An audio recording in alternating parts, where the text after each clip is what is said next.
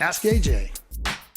Hi, everybody. Welcome back to Ask AJ. I'm AJ Hanna from Sykes, and another fun one for me this time around. I have with me Tom Reuner, who is Senior Vice President at HfS Research, and a gentleman that I've had the great pleasure of navigating many conferences with, some workshops, and other forums. And you and I have had the opportunity to sit on different sides of the table through this whole thing. Certainly I was a buyer and a practitioner in the beginning, moved to the services and consulting side. You were, early in research. I think you came after Charles Sutherland, I think kind of roughly started what was going on with it. And then you took over soon thereafter. And then you've had the opportunity to work for one of the software vendors as well. So I think it brings an opportunity for us to share some perspectives and share some fond memories of things that we've experienced over the last several years. Yeah. If we could, as a start, if for the folks who may not know, and if you're interested in intelligent automation at all, it's difficult to believe people don't know who HfS is. But could you please tell us a little bit about HfS, and then how did you get your start, I guess, in the research world, and how did you end up kind of covering this crazy intelligent automation journey? Well, my life story in a nutshell. So I'm not trying to fail story, and I try my best, literally. So almost I start with a point of HfS. HfS, it's literally born out of what used to be BPO, so business process outsourcing. The big operational piece in the back office, think about finance, accounting, procurement, HR. Then literally, and just picking up on your introduction, back in 2012, Phil, our founder, and the guys, literally, and there's no other way of putting it, fell on the topic of RPA, robotic process automation. And I worked for a different research organization at the time. I remember reading a piece, "Welcome to Robotistan," is my literal shorthand for might spell either the end of outsourcing or even offshoring. As an analyst covering that space, I was sitting up on my chair and said, "What is going on here?" And never looked back. Literally, if truth be told, I sneaked into Phil's first webinar. My wife registered me as the competitor, and literally never looked back, Going slightly further back in time, being a failed historian, literally thought I become a historian. So, if my story being told, I came to the UK because I was studying or did a PhD in English history back in the late 90s, and I thought I would just spend half a year for research in libraries, archives, looking at things. But then, as so often, life, puts you on a different track. I met somebody, extended. Why would any well-meaning English university hire a German for English history? So, for a long story short, I didn't try. But the good thing is about the English, or probably similar to the American job market, is a lot of flexibility. So I ended up getting quickly quite a few offers. I was quite nervous initially to changing career completely. And got an invite for a company, Gartner, I had never heard of, and I wanted to do some data entry, all kind of things. I wasn't really interested. My girlfriend at the time said, "Just go." The only thing I knew, I liked the people. But long story short, brilliant learning experience. They were the market leader. I learned the ropes with them. I had great peers to learn from, never looked back. And it's given, perhaps not that far away from my originally thoughts of being not in research, but more in an academic setting, but literally trying to help customers, but in an applied way, figuring out complex things. But that's probably short, as I can put I have a couple of gray hairs. It's a longer story behind that. In a nutshell, the story. Yeah, well, there's gray hairs here too, so I'm with you. What's been interesting. So again, you were with that at HfS. Talk to us a little bit about your transition to the software side with Arago. No, happy to. And I was working with Arago. Arago is one of the, I would call, pioneers, more around AI than automation, but they have done IT automation, so not exactly the same.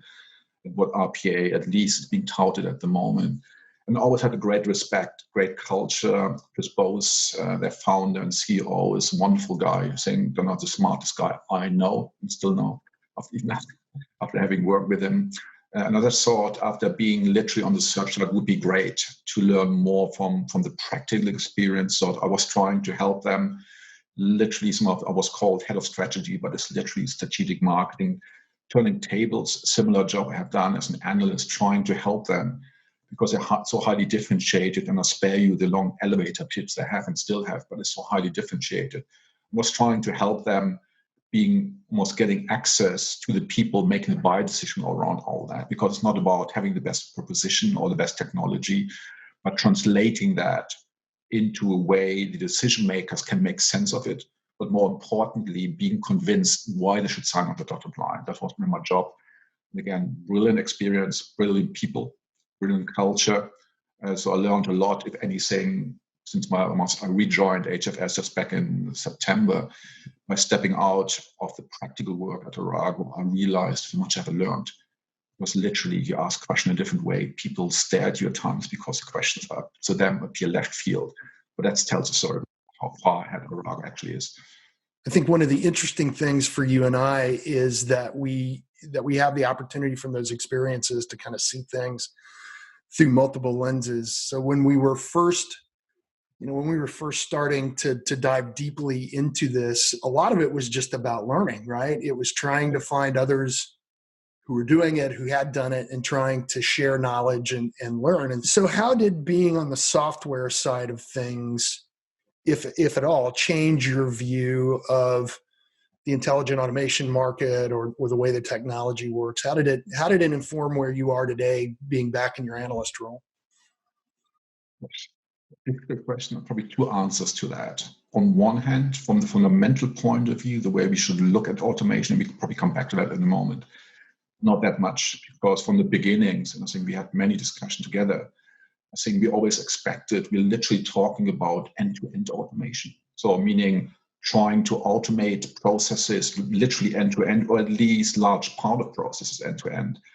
And in the beginning, it was not just about RPA and equal measure. If you think back, companies like IPsoft, others, even at the time, Arago, from the IT side, it's all about decoupling labor arbitrage from routine service delivery. That's at least was the expectation I had, and probably many at the time in the early days. So I don't think from the initial, if that's your starting point, the expectation, not that much has changed. But then, of course, the market took a different turn. The whole RPA hype, and there's no other way of putting it, is well documented. I think as an industry, we're looking, broadly speaking, not we as AJ or Tom or somebody else, but as an industry, it's much more about task automation. It's about employee productivity.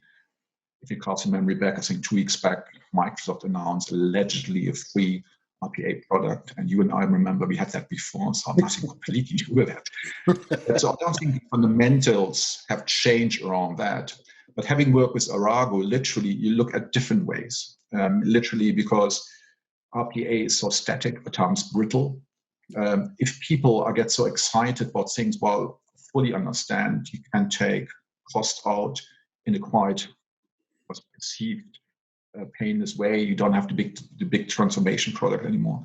But so fast forward, I think for me, if you think about the pandemic, it's like a litmus test where organizations being found wanting, can they deliver digitally or digitally enable end-to-end?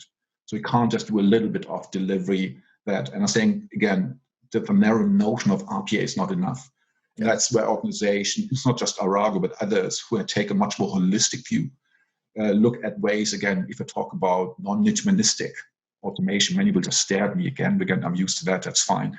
But it's literally, we have to look at different models because, again, just extending pretty brittle deployments where we have to manually tweak the scripts, any change, be it almost often documented, change an invoice where any fields are moving, or even in the old days, where just the font size is changing. Often, many tools struggle with that. So again, if you cast our memory back, what we're trying to achieve, end-to-end delivery, we have to look for new approaches. And that's, if anything, probably the most pertinent thing I learned at Arago.